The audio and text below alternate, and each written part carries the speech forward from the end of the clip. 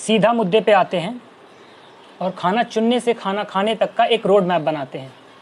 इस वीडियो में स्पेशली बात करेंगे वो चीज़ें जो हमें अवॉइड करनी चाहिए और शायद हम रोज़मर्रा की ज़िंदगी में उनका सेवन करते हैं।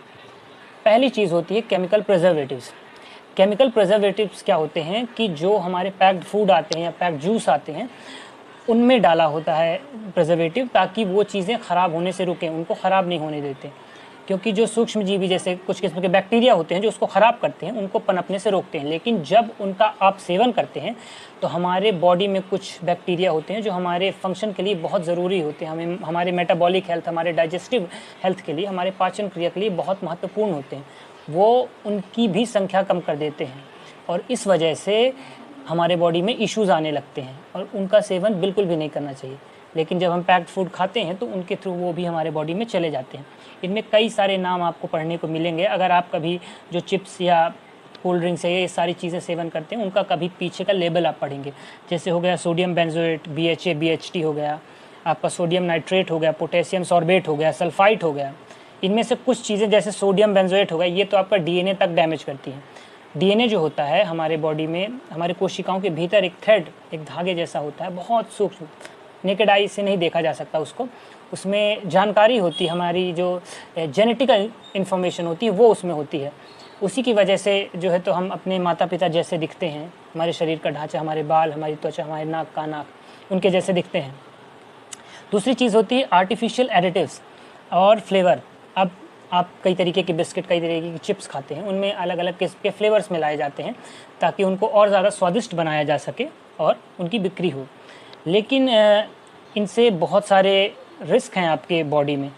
कई सारे कार्सिनोजेनिक भी होते हैं। कार्सिनोजेनिक वो चीज़ें होती हैं जिनसे कैंसर होता है और आपका हेडेक होना, नौशिया होना और फैटी लीवर हो जाना, कई सारे बेसिकली डोमिनो इफेक्ट है, एक के बाद दूसरा तीसरा बहुत सारी दिक्कतें आने लगती हैं अगर आप इनका बहुत ज़्यादा सेवन या रोज़मर्रा की ज़िंदगी में ज़्यादातर आप सेवन करते हैं। इनमें से भी कुछ नाम है जो आपको सुनने को मिल जाएंगे अगर आप लेबल्स पढ़ते हैं या आमतौर पे भी। जैसे MSG हो गया, मोनोसोडियम ग्लूटामेट हो गया, आपका आर्टिफिशियल कलर्स जो ऐड किए जाते हैं उनको रंगीन बनाने के लिए, देखने में अच्छे लगें। आर्टिफिशियल स्वीटनर्स हो गए मिठास बढ़ाने के लिए। High fructose corn syrup, fructose होता है जो फलों में जो शुगर होती है उसको फ्रुक्टोज कहते हैं। बहुत ज़्यादा ऐड करके सिरप वगैरह बनाते हैं जो लोग सेवन भी करते हैं उनका। थर्ड थिंग होती है, तीसरी चीज़ हो गई पेस्टिसाइड एंड हर्बिसाइड। ये ख़ास तौर पे सब्जियां और फल जो हम खरीदते हैं या ग्रेन्स जो अनाज खरीदते हैं उनमें डाला जाता है कीटनाशक, ताकि जो है तो उसमें कीड़े न लगें और उसकी शेल्फ़ लाइफ बढ़ जाती है।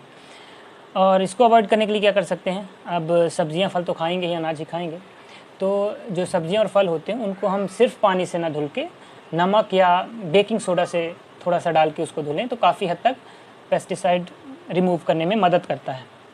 इनमें भी कई सारे अलग अलग नाम हैं जो आपको सुनने में मिल जाएंगे, जैसे ग्लाइफॉस्फेट हो गया, DDT हो गया। ये एंडोक्राइन डिसरप्टर भी होते हैं। एंडोक्राइन डिसरप्टर मतलब हमारा जो हार्मोनल सिस्टम होता है, अलग अलग हार्मोन्स होते हैं हमारी बॉडी में, उसी की वजह से कई बार थायराइड ऊपर नीचे होना जो आमतौर पर सुनने को मिलता है, ओबेसिटी बढ़ जाती है, मूड हमारा सही नहीं रहता, बहुत सारी दिक्कतें होती हैं। उसके बाद होते हैं हार्मोन्स और एंटीबायोटिक्स। ये ख़ास तौर पे एनिमल प्रोडक्ट्स में यूज़ होते हैं। मीट हो गया, एग्स हो गए, इनमें यूज़ होते हैं। जैसे मुर्गियों को इंजेक्शन दिए जाते हैं ज़्यादा एग्स प्रोड्यूस करने के लिए। मीट में जानवरों को दिए जाते हैं और फिर उनका मीट जो लोग खाते हैं। इनमें भी एंटीबायोटिक्स हो गए। एंटीबायोटिक्स जो होती हैं ख़ास तौर पे हम सर्दी ज़ुकाम में भी लेते हैं और इसकी जो प्रॉब्लम ये है कि अगर हम ये बहुत ज़्यादा लेते हैं, थोड़ी सी भी सर्दी हुई, ज़ुकाम हुई, फटाफट एंटीबायोटिक गटक लिया, तो इससे दिक्कत ये होती है कि एक समय के बाद हमारे बॉडी में एंटीबायोटिक काम करना बंद कर देती हैं ये गोलियाँ, जिसकी वजह से सपोज़ आपको बहुत ज़्यादा ज़रूरत पड़ी, या बहुत सवियर निमोनिया या कुछ किस्म की बीमारियाँ होती हैं उनमें काम नहीं करता, तो फिर बहुत सवियर कंडीशन बन जाती है जहाँ से हमारा बचना तक मुश्किल हो जाता है। इंडस्ट्रियल फैट्स हो गए। इंडस्ट्रियल फैट्स खासतौर पे रिफाइंड ऑयल जो हो गए, वेजिटेबल्स ऑयल आते हैं, हमें लगता है बहुत अच्छे हैं, पैकेट में लाया निकाला और सब्ज़ी या पूड़ी वूड़ी तल ली, ये बहुत नुकसान करते हैं क्योंकि इसमें कई सारे केमिकल्स के थ्रू जाते हैं और रिफाइंड होने के लिए और मशीन्स के थ्रू बहुत हाई टेम्परेचर में, जो कि उसकी इंटेग्रिटी ख़राब कर देती है और खाने लायक नहीं रहते हैं। और ख़ास तौर पे इनका इस्तेमाल होता है स्नैक्स और फ्राइड फूड में, बेक्ड गुड्स हो गए उनमें हो गया। छठा हो गया रिफाइंड और अल्ट्रा प्रोसेस्ड इंग्रेडिएंट, जैसे मैदा हो गया, बहुत ज़्यादा रिफाइंड और बहुत ज़्यादा प्रोसेस के थ्रू गुजारने के बाद कोई चीज़ जो बनाई जाती है। इससे भी बड़ी दिक्कतें होती हैं, जैसे आपका ब्लड शुगर इशू हो गया, गट में दिक्कत होती है, आपके ओबेसिटी बढ़ती है, इनमें कोई न्यूट्रिशन होता नहीं है। ख़ास तौर पे जलेबी, मैदा की बनी जलेबी, पहले तो हम मैदा को तलते हैं, फिर शक्कर के सिरप में डुबोते हैं। न्यूट्रिशन नाम मात्र का नहीं।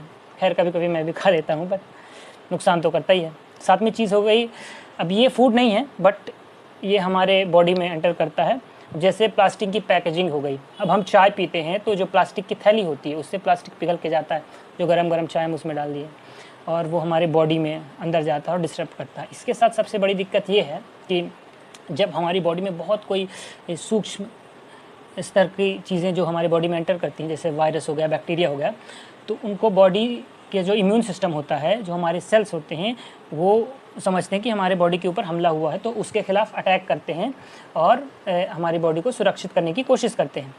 अब जब प्लास्टिक उतना सूक्ष्म स्तर का हमारे बॉडी के अंदर एंटर करता है तो वो तो निर्जीव है, उसका सेल कुछ कर ही नहीं सकता, तो वो हमारे बॉडी में जाता है और भयंकर नुकसान पहुंचाता है। इवन रिसर्च में देखा गया है कि ये तो माँ के गर्भ में और क्या कहते हैं टेस्टिकल्स में और यहाँ तक कि ब्रेन में भी पाया जाता है। इसको अवॉइड करें। और ख़ासतौर पे बर्तन जो हम नॉन स्टिक पैन यूज़ करते हैं उसमें टेफ्लॉन की परत होती है, वो कार्सिनोजेनिक होती है, उससे सीधा कैंसर होने की संभावना बढ़ जाती है। तो बेटर है अगर हम प्योर स्टील के बर्तन इस्तेमाल करें, high grade food grade steel के बर्तन इस्तेमाल करें तो वो ज़्यादा बेहतर होता है। खैर ये सारी चीज़ें थी जो हमें अवॉइड करनी चाहिए। अगली वीडियो में बात करेंगे कि कौन सी चीज़ें हैं जो हमें खानी चाहिए ताकि हमारे बॉडी में कोई भी न्यूट्रिशनल डेफिशिएंसी ना हो, कोई भी तत्व कम ना रहे। और हम समय की भी बात करेंगे कि किस समय में क्या खाने से क्या फ़ायदा और क्या नुकसान होता है। खैर सुनने के लिए बहुत बहुत धन्यवाद। मिलते हैं।